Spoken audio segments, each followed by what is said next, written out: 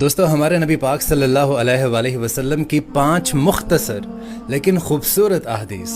ہمارے نبی پاک کا ارشاد ہے کہ فرض نماز کے سوا آدمی کی بہترین نفل نماز وہ ہے جو گھر میں بیٹھ کر پڑھی جائے. آپ نے ارشاد فرمایا کہ بیٹیوں کو ناپسند نہ کیا کرو، یہ تو بڑی محبت کرنے والی اور بہت ہی قدر کے لائق ہیں. آپ نے ارشاد فرمایا کہ قیامت اس حال میں قائم ہو جائے گی کہ ایک شخص لقمہ کھانے کے لیے اٹھائے گا اور وہ شخص کھا نہیں پائے گا. آپ نے ارشاد فرمایا کہ فجر کے وقت اندھیرے میں چل کر مسجد آنے والوں کو قیامت کے روز مکمل نور کی خوشخبری سنا دو. اور ہمارے نبی پاک صلی اللہ علیہ وآلہ وسلم نے ارشاد فرمایا کہ جب میرے دل پر غبار سا چھا جاتا تو اس کیفیت کے ازالے کے لیے میں ایک دن میں 100 مرتبہ استغفار کرتا ہوں. سبحان اللہ.